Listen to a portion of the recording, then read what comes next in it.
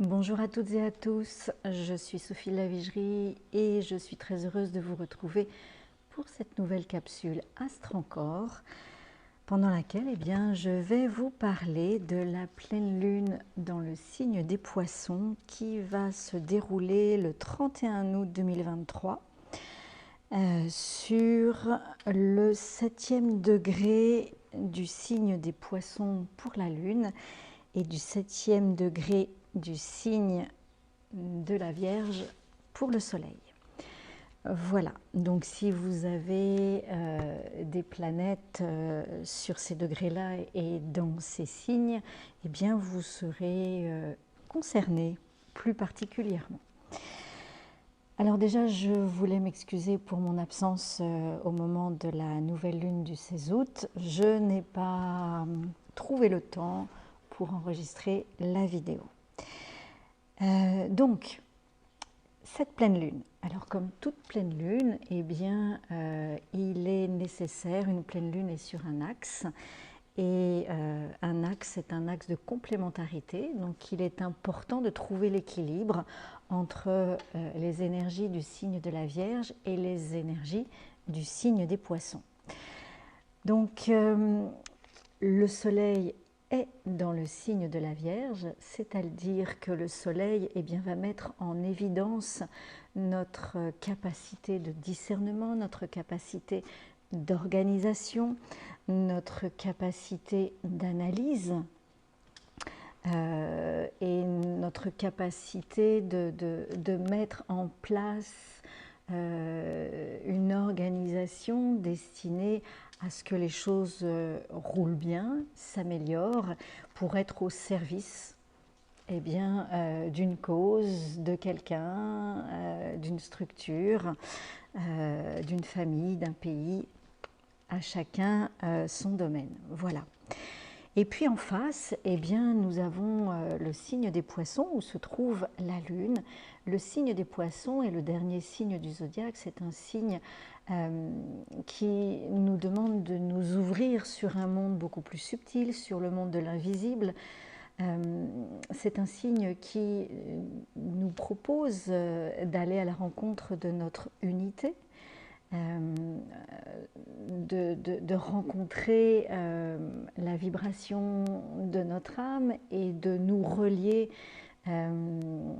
avec le cosmos et avec l'univers à travers la vibration, l'énergie vibratoire.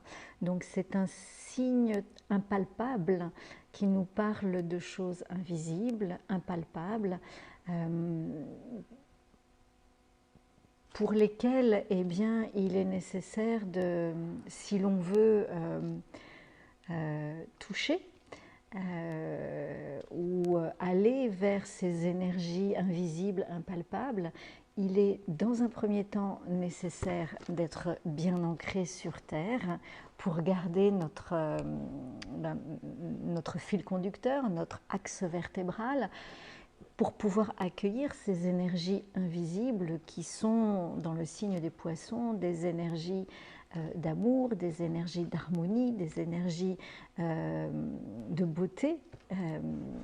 Et si nous sommes dans notre structure corporelle, ces énergies peuvent trouver matière à se réfléchir et matière à prendre forme, voilà, quelle qu'elle soit, à être modelée et prendre forme.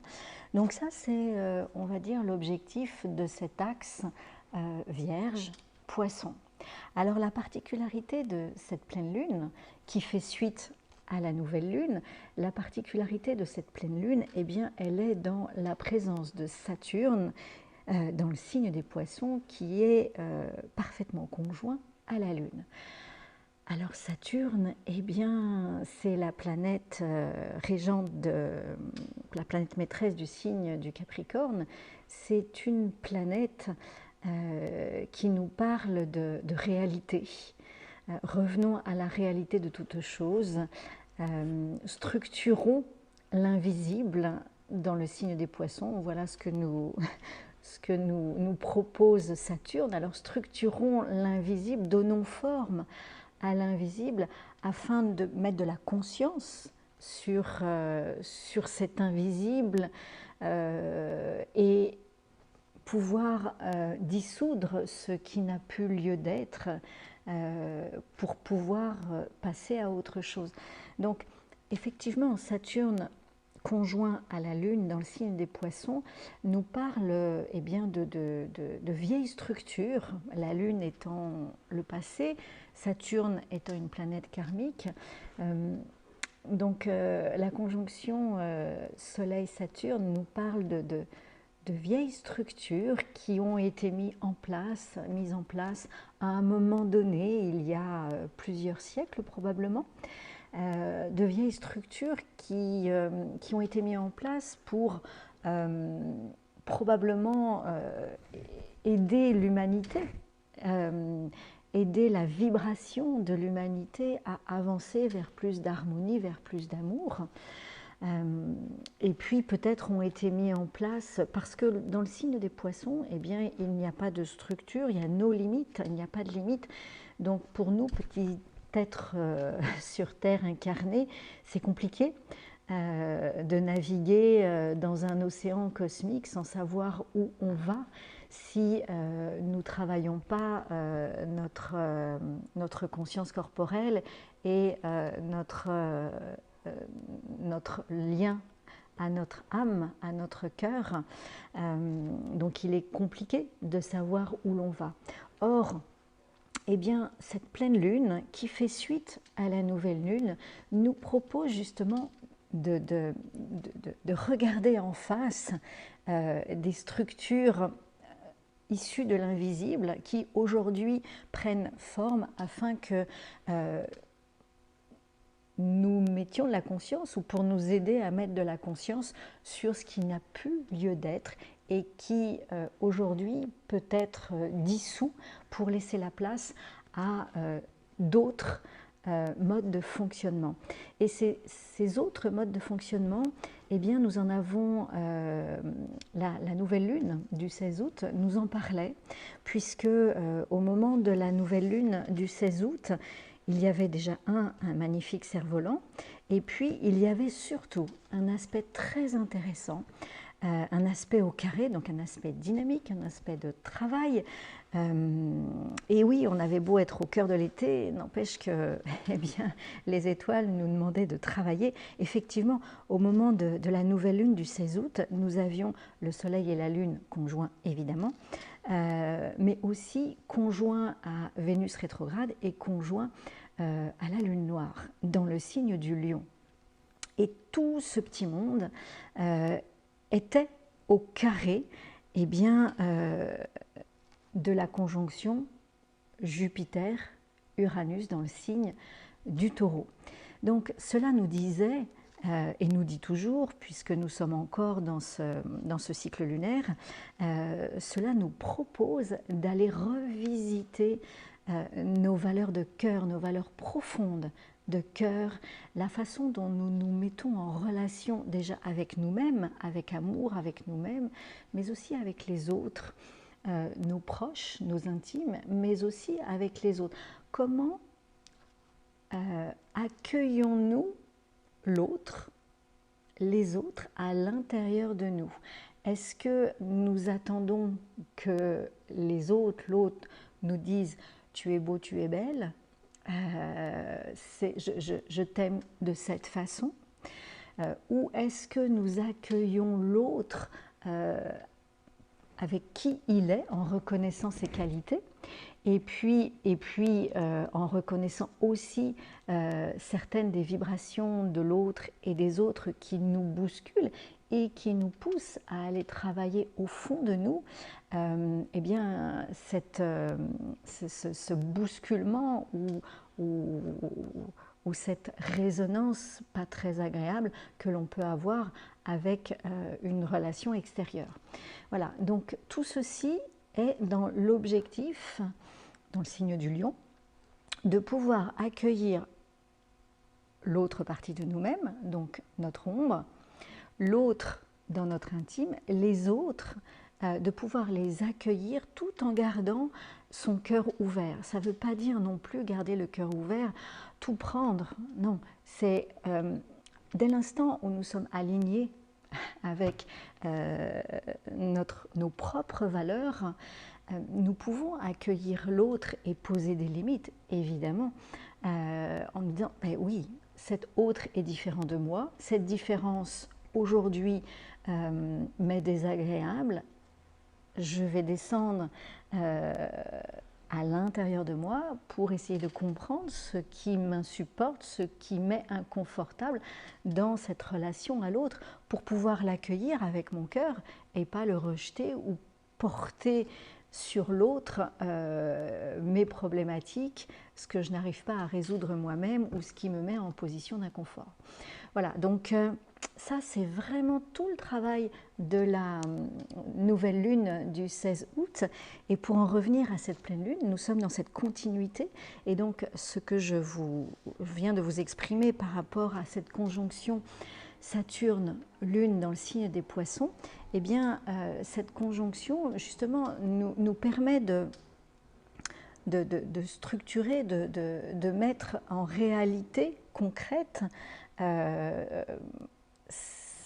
certains ancrages anciens dans l'invisible qui nous ont à un moment donné aidés à nous structurer, évidemment, mais qui aujourd'hui, dans le changement qui se profile dans l'ère du Verseau, eh bien, ne sont plus en adéquation avec ce que la vie nous propose comme évolution. Donc il va être important d'être capable, ou pas, en tout cas, d'essayer de dissoudre ces vieux points d'ancrage, ces conditionnements, ces vieilles croyances, ces illusions, pour le coup, ouvrir notre cœur à bon escient, évidemment, hein, avec les énergies que nous proposait la nouvelle lune, hein, comme je viens de vous en parler, pour pouvoir ouvrir notre cœur. Donc dissoudre ces vieilles croyances, ces vieux conditionnements, ces vieilles illusions, pour pouvoir accueillir l'autre tel qu'il est et aller vers nous encore plus. Et c'est encore la thématique de cette pleine lune, puisque eh bien, au niveau de cette pleine lune, nous avons toujours ce carré de Vénus rétrograde, donc Vénus qui est notre mode relationnel affectif avec nous-mêmes et avec les autres, qui est toujours en Lion, Vénus rétrograde. Eh bien, cette Vénus rétrograde est toujours au carré de ce binôme Jupiter-Uranus dans le signe du Taureau. Donc, cet aspect-là est toujours d'actualité. Ce qui s'ajoute, c'est simplement, eh bien, excusez-moi, c'est simplement cette opposition du Soleil à la Lune et à Saturne dans le signe des Poissons. Alors, il y a également Mercure qui est rétrograde, donc qui va nous demander d'aller plus profond dans nos réflexions, dans nos pensées, dans notre communication, peut-être de tourner 3 à 7 fois la langue dans notre bouche avant de nous exprimer. D'autant plus que Mercure rétrograde est en opposition à Neptune dans le signe des Poissons. Donc voilà, ne parlons pas trop vite. Mercure en opposition à Neptune dans le signe des Poissons, c'est un peu le brouillard, on ne sait plus trop où on en est.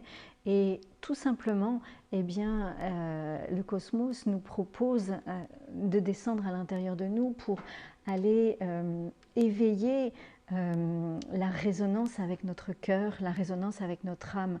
Donc, comprendre avec le mental, avec l'intellect est une chose. Là, à l'occasion de cette lunaison et en tout cas de cette pleine lune, ça va être compliqué de comprendre avec le mental. Donc la vie nous propose de comprendre avec notre cœur, d'accueillir avec notre cœur, en nous brouillant la tête, si on peut dire ça comme ça. Voilà. Alors, les points de soutien, les grands points positifs pour cette pleine lune, eh bien, ce sont les planètes transpersonnelles, Pluton, Neptune et Uranus, qui forment un joli triangle, donc une très belle communication entre elles, qui va nous aider en fait à aller vers le changement, vers la transformation, qui va mettre plus de fluidité, plus de douceur, entre guillemets, dans notre changement, dans notre transformation. Voilà, je pense que c'est une trilogie, c'est un triangle qui va être quand même bien nécessaire dans cette lunaison un peu chaotique malgré tout, parce que se séparer, lâcher sur des croyances et des conditionnements qui datent de plusieurs millénaires, c'est pas simple. Ça fait partie de nous et ça va vraiment nous demander des efforts, du travail, oser aller vers le nouveau sans savoir où l'on va. Et c'est vraiment le challenge de cette nouvelle lune et puis surtout de ces prochaines années avec l'ère du Verseau qui s'en vient. Voilà pour l'analyse de cette pleine lune du 31 août 2023. Alors comme à chaque capsule Astro-Encore, eh bien, pour nous aider à intégrer les énergies des lunaisons, je vous propose, pour nous aider à intégrer les énergies des lunaisons, à avoir aussi un autre regard ou un regard complémentaire sur ces énergies, je vous propose 2 lettres hébraïques dans leur vibration et dans leur gestuelle, 2 lettres hébraïques qui me semblent à moi en tout cas illustrer la priorité de cette pleine lune. Alors, la première lettre que j'ai choisi de vous proposer est la lettre Yod, en analogie avec le signe de la Vierge où se trouve le Soleil, qui est en opposition avec la Lune et la planète Saturne. Donc, cette lettre, Yod, est la 10e lettre de l'alphabet hébraïque. Vous voyez, c'est une toute petite lettre, c'est la plus petite lettre de l'alphabet, et pour autant, c'est un germe, c'est le germe divin qui est disponible pour tout le monde dès l'instant où nous sommes aptes, capables et où nous avons envie de l'accueillir. C'est le germe de la création. Donc, vous voyez, quand je vous disais tout à l'heure qu'il était important pour pouvoir s'ouvrir à l'invisible, il était important d'être ancré dans la matière, présent dans son corps, dans son ressenti et surtout dans son corps matière en tout cas, parce que nous sommes des êtres incarnés et la création divine illustrée par ce Yod, eh bien, elle demande à être créée dans la matière. Donc elle va prendre forme dans notre matière. Voilà, dans notre matière. Hein. Et elle va, ce Yod divin, dès l'instant où on va l'accueillir, ouvrir nos portes intérieures à ce Yod divin, eh bien ce Yod divin va entrer dans un processus de création et de création de nous-mêmes à l'intérieur de nous et justement créer un rayonnement, une vibration différente à l'intérieur de nous que nous allons pouvoir offrir à l'univers, à l'humanité, nous mettre au service de l'univers et l'humanité. C'est vraiment le signe de la Vierge qui est un signe qui se met au service des autres et pour l'amélioration des conditions, des situations. Et là, cette lettre Yod, eh bien, elle nous propose ce processus de création à l'intérieur de nous pour que nous puissions l'offrir à nous-mêmes, bien sûr, hein, et puis aux autres, à l'humanité, à nos voisins, à notre famille, à nos intimes, à nos amis, en tout cas à l'univers. Hein. Donc c'est une très très belle lettre qui nous emmène dans un processus de création propre à nous-mêmes, même si ce iode, il est disponible pour tout le monde. Il va prendre une couleur différente en fonction de qui va l'accueillir et ce que l'on va en faire à l'intérieur de nous. Voilà, donc ça c'est cette lettre iode, 10e lettre de l'alphabet hébraïque, en analogie avec le signe de la Vierge. La deuxième lettre, vous allez voir dans la gestuelle de la lettre iode, il y a vraiment ce temps de pause, ce temps d'intégration à l'intérieur de nous. C'est pas le tout de l'accueillir, il est important de la laisser, cette graine divine, la laisser infuser, s'intégrer, prendre place à l'intérieur de nous et pour aller vers un processus créatif, vers une nouvelle création qui tient compte de notre histoire, du passé, du présent et du futur. Voilà.